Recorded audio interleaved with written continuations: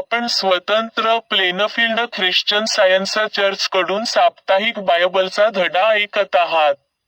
Plainfield, अमेरिकेच्या New Jersey येथे आहे. अधिक माहितीसाठी आमच्या वेबसाईटला भेट द्या. www.plainfieldcs.com. हा धडा आहे रविवारी 16 ऑगस्ट 2026. विषय: आत्मा. सोनेरी मजकूर. स्तोत्रसंहिता. मला परमेश्वराजवळ फक्त एकाच गोष्टीची मागणी करायची आहे. मला हे मागायचे आहे, मला आयुष्यभर परमेश्वराच्या मंदिरात बसू द्या, म्हणजे मी परमेश्वराचे सौंदर्य बघेन आणि त्याच्या राजवाड्याला भेट देईन.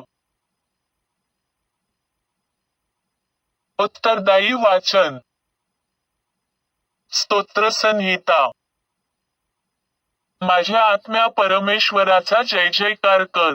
माझ्या शरीराच्या प्रत्येक भागाला त्याच्या पवित्र नावाची स्तुती करू दे. माझ्या आत्म्या परमेश्वराचा जय जयकार कर आणि तो खरोखरच दयाळू आहे हे विसरू नकोस. देवा, आम्ही केलेल्या सर्व पापांबद्दल क्षमा कर. तो आमचे सर्व आजार बरे करतो. देव थडग्यापासून आमचे आयुष्य वाचवतो आणि तो आम्हाला प्रेम आणि सहानुभूती देतो. परमेश्वराची स्तुती करा आणि त्याच्या नावाचा आदर करा. तुमच्या खास कपड्यात त्याची उपासना करा. परमेश्वर त्याच्या लोकांचे रक्षण करो. परमेश्वर त्याच्या माणसांना आशीर्वाद देवो. त्याच्या समोर सुंदर तेजोवलय असते. देवाच्या पवित्र मंदिरात शक्ती आणि सौंदर्य असते. धडा उपदेश. बायबलपासून. इयोब. पण इयोब, मी जर तुझ्या जागी असतो तर देवाकडेच गेलो असतो. त्याला माझे गाणं सांगितले असते. तू शांती व समाधानात राहशील कारण तुझा तंबू सुरक्षित आहे. तू तुझ्या संपत्तीची मोजदाद केलीस तर तुला त्यात काही कमतरता आढळणार नाही. यशया. चांगुलपणाच्या पायावर तुझी उभारणी होईल, म्हणून क्रौर्य आणि भय यांपासून तू सुरक्षित असशील. तुला कशाची भीती बाळगण्याचे कारण पडणार नाही. कशापासूनही तुला इजा होणार नाही. लोक तुझ्या विरुद्ध लढण्यासाठी शस्त्रे तयार करतील, पण ती शस्त्रे तुझा पराभव करणार नाहीत. काही लोक तुझ्या विरुद्ध बोलतील, पण जो असे बोलेल त्याला त्याची चूक दाखवून दिली जाईल. देव म्हणतो, देवाच्या सेवकांना काय मिळेल? त्यांना माझ्याकडून आलेल्या चांगल्या गोष्टी मिळतील. इतिहास. यहुदाचा राजा यहोशाफाट यरुशलेममध्ये आपल्या घरी सुखरूप परतला. इतिहास. काही लोकांनी येऊन यहोशाफाटला खबर दिली की अराम मोठी सेना तुमच्यावर. यहोशाफाट घाबरला आणि त्याने याबाबतीत परमेश्वराला काय करावे विचारायचे ठरवले. त्याने यहुदामध्ये सर्वांसाठी उपवासाची घोषणा केली. तेव्हा यहुदाच्या सर्व नगरांमधून लोक यहुदाच्या सहाय्याची परमेश्वराकडे याचना करायला जमले. यहुदातील सर्व मंडळी घेऊन परमेश्वरासमोर उभी होती. तेव्हा यहजीएल याच्यात परमेश्वराच्या आत्म्याचा संचार झाला. यहजीएल म्हणाला, परमेश्वराचा संदेश असा आहे, एवढी मोठी सेना पाहून घाबरून जाऊ नका किंवा काळजी करू नका. हे युद्ध तुमचे नव्हे तर परमेश्वराचे युद्ध आहे. उद्या तुम्ही त्यांच्यावर चाल करून जा. तुम्हाला या लढाईत लढावे असे लागणारच नाही. आपल्या जागी ठाम उभे राहा. परमेश्वराने तुमचे रक्षण केलेले तुम्हाला आढळून येईल. यहुदा आणि यरुशलेम लोक हो, भिवू नका, चिंता करू नका. परमेश्वर तुमच्या बरोबर आहे. तेव्हा उद्या त्यांच्यावर चालून जा. यहोशाफाटने मस्तक भूमीपर्यंत लववले. यहुदा आणि यरुशलेम मधील सर्व लोक यांनी परमेश्वरापुढे दंडवत घातले. त्या सर्वांनी परमेश्वराची आराधना केली आणि ते सकाळी लवकर उठले. यहोशाफाटने लोकांना प्रोत्साहन दिले व सूचना दिल्या. परमेश्वराचे स्तवन करणारी माणसे त्याने निवडली.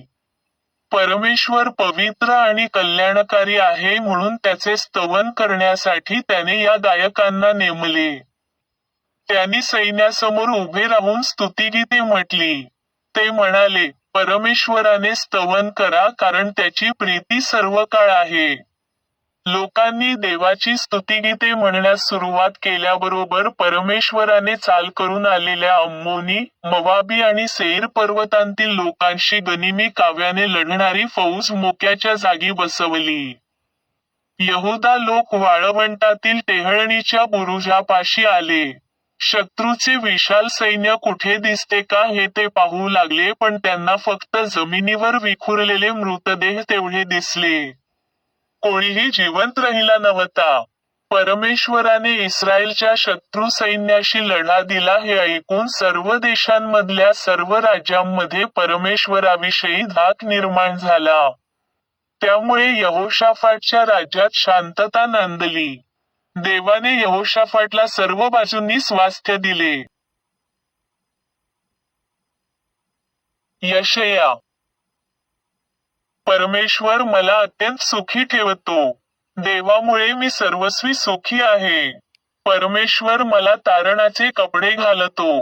हे कपडे स्वतःच्या लग्नात घालायच्या कपड्यांप्रमाणे सुंदर आहेत. परमेश्वर चांगुलपणाचा अगमरखा मला घालतो.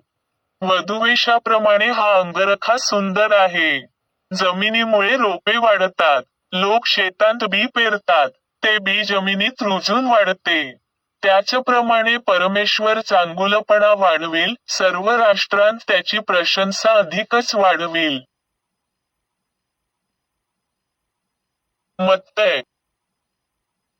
आपल्या भोवती खूप लोक आहेत हे येशूने पाहिले तेव्हा त्याने त्यांना सरोवराच्या पलीकडे जाण्याची आज्ञा केली. मत्तय. तेव्हा काही लोकांनी पक्षघात झालेल्या मनुष्याला येशूकडे आणले. तो मनुष्य बाजेवर होऊन होता. येशूने त्यांचा विश्वास पाहून त्या पक्षघाती मनुष्याला म्हटले, तरुण मुला, काळजी करू नकोस. तुझ्या पापांची क्षमा झाली आहे. नियमशास्त्राच्या काही शिक्षकांनी हे ऐकले आणि ते आपसात म्हणाले, हा मनुष्य तर ईश्वराची निंदा करीत आहे. त्यांचे विचार ओळखून येशू म्हणला, तुमच्या अंतःकरणात तुम्ही वाईट विचार का करता? कारण तुझ्या पापांची क्षमा झाली आहे असे म्हणणे किंवा उठून चालू लाग असे म्हणणे यातून कोणते सोपे आहे? परंतु तुम्ही हे समजून घ्यावे की मनुष्याच्या पुत्राला पृथ्वीवर पापाची क्षमा करण्याचा अधिकार आहे. मग येशू त्या पक्षघाती मनुष्याला म्हणाला, उठ, आपला बिछाना घे आणि घरी जा. मग तो उठून आपल्या घरी गेला. लोकांनी हे पाहिले व ते थक्क झाले आणि ज्या देवाने मनुष्यास असा अधिकार दिला त्याचा त्यांनी गौरव केला. लोक. एकदा परुषांनी येशूला विचारले, देवाचे राज्य केव्हा येईल? त्याने त्यांना उत्तर दिले, देवाच राज्य धृदय स्वरूपात येत नाही. लोक असे म्हणणार नाहीत की ते येथे आहे किंवा ते तेथे आहे, कारण देवाचे राज्य तुमच्यामध्ये आहे. रोमकरांस.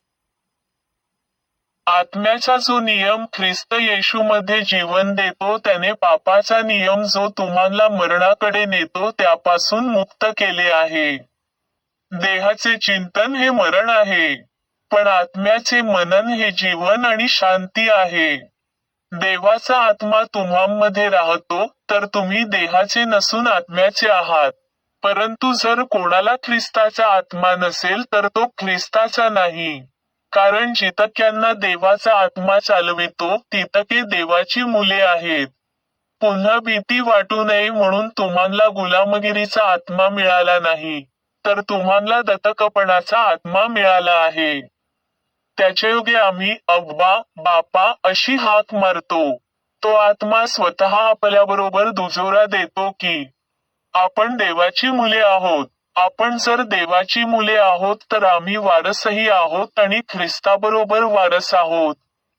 खरोखर आपण त्याच्याबरोबर दुःख भोगतो यासाठी की त्याच्याबरोबर आपणास गौरवही मिळावे. प्रकटीकरण. आणि स्वर्गातील सिंहासनापासून झालेली मोठी वाणी मी ऐकली. ती वाणी म्हणाली, आता माणसांच्या बरोबर देवाची वस्ती आहे. आणि तो त्यांच्या बरोबर राहील. आणि तो त्यांचा देव होईल. तो त्यांच्या डोळ्यांतील अश्रू पुसून टाकील. आणि येथून पुढे मरण असणार नाही. शोक करणे, रडणे आणि अथवा दुःख सहन करणे राहणार नाही. कारण सर्व जुन्या गोष्टी नाहीशा झालेल्या आहेत. Science textbook science and health with की टू द शास्त्रवचने कडील परस्पर संबंधित परिच्छेद वाचले. विज्ञान आणि आरोग्य. आत्मा हे मनुष्याचे सार, जीवन आणि बुद्धिमत्ता आहे, जे व्यक्तिनिष्ठ असते, परंतु जडवस्तूत नसते. आत्मा चैतन्यापेक्षा कनिष्ठ अशा कोणत्याही गोष्टीचे प्रतिबिंब कधीही दाखवू शकत नाही. मनुष्य हा आत्म्याचीच अभिव्यक्ती आहे. स्वर्ग, सुसंवाद, आत्म्याचे राज्य, दैवी तत्वानुसार शासन, आध्यात्मिकता, परमानंद, आत्म्याचे वातावरण. ख्रिस्ती लोक जगापासून गुप्त पण देवाला ज्ञात असलेल्या सौंदर्यात आणि विपुलतेत आनंदित होतात. आत्म, विस्मरण, पवित्रता आणि स्नेह या निरंतर प्रार्थना आहेत. केवळ दिखाव्याने नव्हे तर आचरणाने. केवळ श्रद्धेने नव्हे तर ज्ञानाने सर्वशक्तिमान परमेश्वराचा कान आणि उजवा हात मिळवा आणि ते निश्चितपणे अनंत आशीर्वाद प्राप्त करतात. विश्वासार्हता हा प्रबुद्ध श्रद्धेचा पाया आहे. पवित्रतेसाठीची योग्यता असल्याशिवाय आपण पवित्रता प्राप्त करू शकत नाही. तू आपल्या परमेश्वर देवावर आपल्या सर्व अंतःकरणाने, आपल्या सर्व आत्म्याने आणि आपल्या सर्व बुद्धीने प्रीती करतोस का? या आज्ञेत बरेच काही समाविष्ट आहे. अगदी सर्व केवळ भौतिक संवेदना, स्नेह आणि उपासना यांचे समर्पण सुद्धा. हे ख्रिस्ती धर्माचे एल्डोराडो आहे. यात जीवनविज्ञानाचा समावेश आहे, आणि ते केवळ आत्म्याच्या दैवी नियंत्रणाला मान्यता देते, ज्यात आत्मा आपला स्वामी आहे. आणि भौतिक इंद्रिये व मानवी इच्छा यांना स्थान नाही. मानवी विचारांनी, आत्मा ही जडवस्तूत वास करणारी एक दुष्ट आणि चांगली बुद्धिमत्ता आहे या गृहीतकाद्वारे, आत्मा या शब्दाचा अर्थ दूषित केला आहे. जिथे दैवी अर्थाची आवश्यकता असते, तिथे देव हा शब्द वापरून आत्मा या शब्दाचा योग्य वापर नेहमीच साधता येतो. इतर बाबतीत इंद्रिय हा शब्द वापरा आणि तुम्हाला वैज्ञानिक अर्थ मिळेल. ख्रिश्चन सायन्समध्ये वापरल्याप्रमाणे, आत्मा हा शब्द योग्यरित्या चैतन्य किंवा देव यांचा समानार्थी आहे. परंतु सायन्सच्या बाहेर, आत्मा हा इंद्रिय म्हणजेच भौतिक संवेदना यांच्याशी एकरूप मानला जातो. तत्वमीमांसा वस्तूंचे विचारांमध्ये रूपांतर करते आणि इंद्रियगोचर वस्तूंच्या जागी आत्म्याच्या कल्पना प्रस्थापित करते. इंद्रियांच्या चुका सुधारण्याच्या प्रयत्नात, जोपर्यंत सर्व चुका अखेरीस सत्याच्या अधीन होत नाहीत, तोपर्यंत प्रत्येक क्षणाचा मोलाचा मोबदला पूर्णपणे आणि प्रामाणिकपणे दिला पाहिजे. पापांचे प्रायश्चित्त फेडण्याच्या दैवी पद्धतीमध्ये मनुष्याच्या मनातील गुंता सोडवणे आणि अनुभवातून इंद्रिय व आत्मा यांच्यात भेद करायला शिकणे यांचा समावेश होतो. मनुष्य आणि विश्वाचे पुन्हा आत्म्यात रूपांतर करून बाकी सर्व गोष्टींना आध्यात्मिक सत्यापुढे स्थान द्यावे लागेल. ज्या प्रमाणात हे केले जाईल, त्या प्रमाणात मनुष्य आणि विश्व सुसंवादी व शाश्वत आढळतील. आध्यात्मिक जाणीव म्हणजे ईश्वराला समजून घेण्याची एक जाणीवपूर्वक, सातत्यपूर्ण क्षमता होय. विज्ञानानुसार मनुष्य हा आत्म्याचा वंशज आहे. सुंदर, चांगले आणि शुद्ध हे त्याचे पूर्वज आहेत. त्याचा उगम मर्त्य मानवांप्रमाणे पशुवृत्तीतून होत नाही. किंवा बुद्धी प्राप्त करण्यापूर्वी तो भौतिक अवस्थांमधूनही जात नाही. आत्मा हा त्याच्या अस्तित्वाचा आदिम आणि अंतिम स्रोत आहे. ईश्वर त्याचा पिता आहे, आणि जीवन हा त्याच्या अस्तित्वाचा नियम आहे. विज्ञानामध्ये ईश्वर आणि मानव, दैवी तत्व आणि कल्पना यांचे संबंध अविनाशी आहेत. आणि विज्ञानाला सुसंवादापासून विचलन किंवा पुनरागमन माहीत नाही. उलट ते दैवी व्यवस्था किंवा आध्यात्मिक नियम, ज्यामध्ये ईश्वर आणि त्याने निर्माण केलेल्या सर्व गोष्टी परिपूर्ण आणि शाश्वत आहेत, त्याच्या शाश्वत इतिहासात अपरिवर्तित राहिला आहे असे मानते.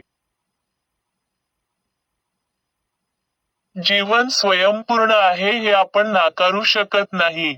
आणि केवळ नश्वर इंद्रियांना वरवरचा विसंवाद जाणवतो म्हणून आपण आत्म्याच्या शाश्वत सुसंवादाला कधीही नाकारू नये.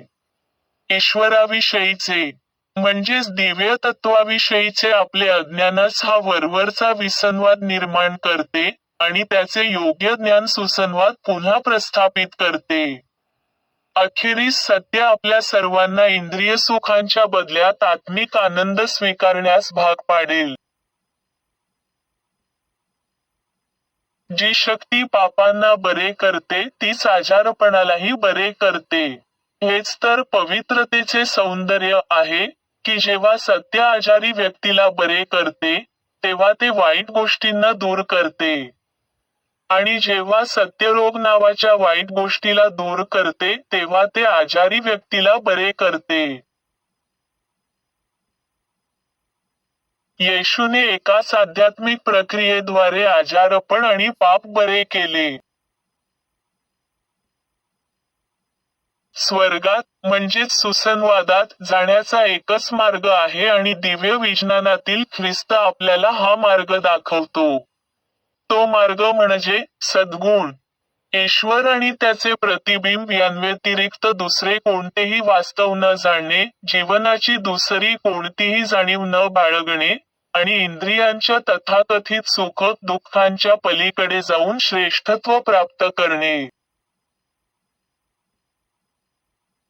दिव्य विज्ञान भौतिक इंद्रियांच्या खोट्या साक्षीला उलटवते आणि अशा प्रकारे चुकीच्या पायांना उखडून टाकते. म्हणूनच विज्ञान आणि इंद्रिये यांच्यात वैर आहे आणि जोपर्यंत इंद्रियांच्या चुका दूर होत नाहीत, तोपर्यंत परिपूर्ण ज्ञानप्राप्ती अशक्य आहे. जेव्हा मनुष्य आत्म्याच्या नियंत्रणाखाली असतो, तेव्हा तो सुसंवादी असतो. म्हणूनच अस्तित्वाचे सत्य समजून घेणे महत्त्वाचे आहे, जे आध्यात्मिक अस्तित्वाचे नियम प्रकट करते. आपण विचारांत परिपूर्ण आदर्श निर्माण करून त्यांच्याकडे सतत पाहिले पाहिजे, नाहीतर आपण त्यांना आपल्या भव्य आणि उदात्त जीवनात कधीच साकार करू शकणार नाही. निस्वार्थता, चांगुलपणा, दया, न्याय, आरोग्य, पवित्रता, प्रेम, म्हणजेच स्वर्गाचे राज्य आपल्या अंतःकरणात नांदू द्या, आणि पाप, रोग व मृत्यू हळूहळू कमी होत जाऊन अखेरीस नाहीसे होतील. मन हे शारीरिक इंद्रियांचे स्वामी आहे आणि ते आजारपण, पाप व मृत्यूवर विजय मिळवू शकते. या ईश्वरी अधिकाराचा वापर करा. आपल्या शरीरावर ताबा मिळवा आणि त्याच्या भावना व कृतींवर नियंत्रण ठेवा. जे काही चांगले नाही, त्या सर्वांचा प्रतिकार करण्यासाठी आत्मिक सामर्थ्याने उन्नत व्हा. देवाने मनुष्याला यासाठी सक्षम बनवले आहे आणि मनुष्याला दैवीरित्या प्रदान केलेली ही क्षमता व शक्ती कोणतीही गोष्ट क्षीण करू शकत नाही. भौतिकतेच्या आध्यात्मिक विरोधी गोष्टीचे, म्हणजेच ख्रिस्त, सत्याच्या मार्गाचे आकलन झाल्याने, मनुष्य दिव्य विज्ञानाच्या चावीने स्वर्गाची ती द्वारे पुन्हा उघडेल जी मानवी समजुतींनी बंद केली आहेत. आणि तो स्वतःला पतनरहित, सरळ, शुद्ध आणि स्वतंत्र पाहिल. मी आता चर्च मॅन्युअल मध्ये दिलेल्या मेरी बेकर एडी कडून 3 दैनंदिन कर्तव्ये वाचू. रोजची प्रार्थना. दररोज प्रार्थना करणे हे या चर्चमधील प्रत्येक सदस्याचे कर्तव्य असेल. तुझे राज्य ये. माझ्यामध्ये दैवी सत्य, जीवन आणि प्रीती यांचे राज्य स्थापित व्हावे आणि माझ्यापासून सर्व पापांवर राज्य करू द्या. आणि तुझे शब्द सर्व मानवजातीचे स्नेह समृद्ध करू आणि त्यांच्यावर राज्य करू दे. हेतू व कृतींचा नियम. द मदर चर्चच्या सदस्यांच्या हेतू किंवा कृतीबद्दल वैरभाव किंवा केवळ वैयक्तिक आसक्तीच उत्तेजन देऊ नये. विज्ञानात दैवी प्रेम एकट्याने माणसावर राज्य करते. आणि एक ख्रिश्चन वैज्ञानिक प्रेमात गोड सुविधांना प्रतिबिंबित करते, पापाची निंदा करते, खरा बंधुता, दानशूरपणा आणि क्षमा यामध्ये. या चर्चमधील सदस्यांनी दररोज सर्व प्रकारच्या वाईटापासून वाचलेले. भविष्य सांगण्यापासून, न्यायनिवाड्यापासून, निंदा करण्यापासून, समुपदेशनातून, प्रभाव पाडण्यापासून किंवा चुकीच्या मार्गाने प्रभावित होण्यापासून वाचण्यासाठी प्रार्थना करावी. कर्तव्याची सतर्कता. आक्रमक मानसिक सूचनेविरुद्ध दररोज स्वतःचा बचाव करणे, आणि देव, त्याचा नेता आणि मानवजातीबद्दल त्याच्या जबाबदार पूर्णविराम हलत या विसरणे किंवा दुर्लक्ष करणे हे या चर्चमधील प्रत्येक सदस्याचे कर्तव्य असेल. त्याने केलेल्या कृत्यांबरोबरच त्याचा न्याय होईल.